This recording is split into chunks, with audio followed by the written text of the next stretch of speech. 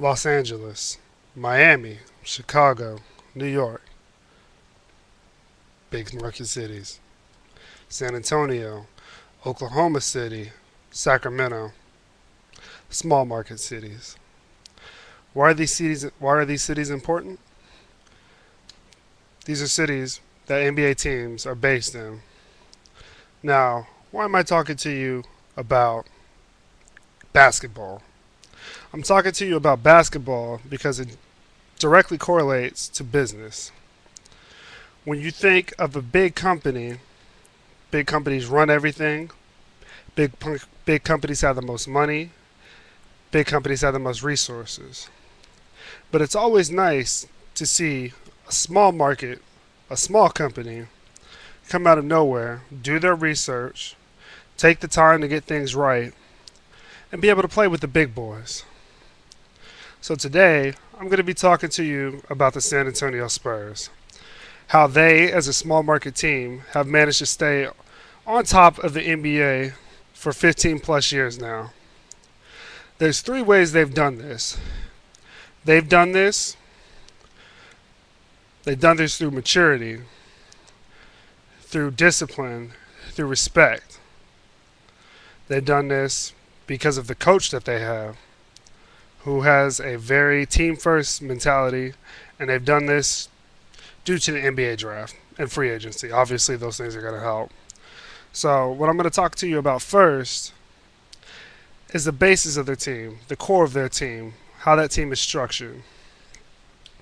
That team, for the longest time, has been structured around three players: Tim Duncan, Manu Ginobili, and Tony Parker. All three players are players that the team actually drafted themselves.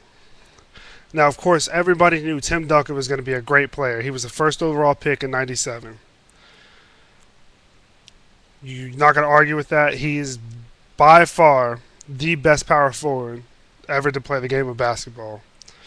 But now you think 2 years later, you draft Manu Ginobili at the bottom of the second round. This is a place where most teams just write off players. They're just, hey, players to fill the bench. Cheap players. Take a chance on them. But with the Spurs, they truly do think about what they're doing when they pick a player.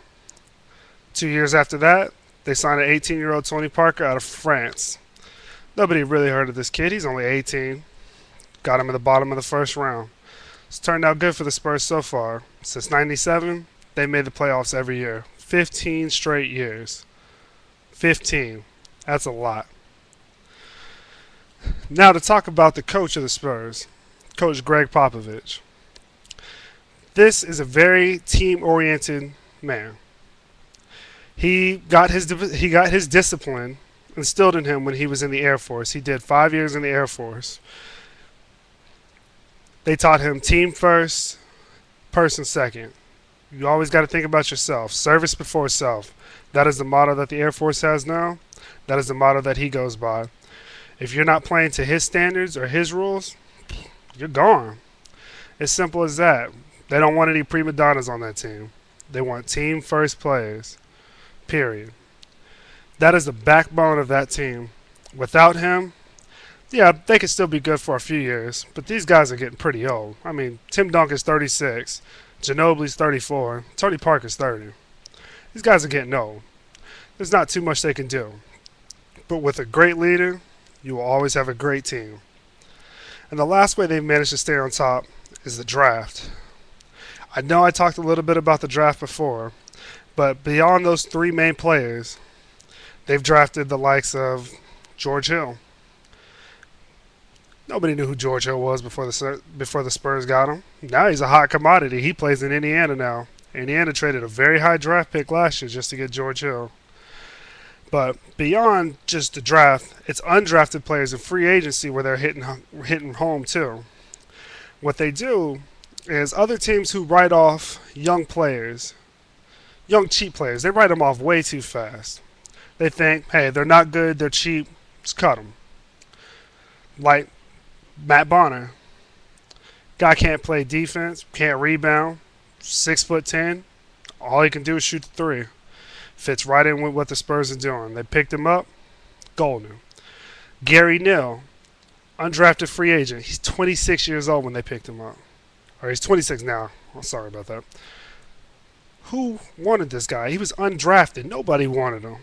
Spurs, they did their research. They knew what they were getting, and they picked him up.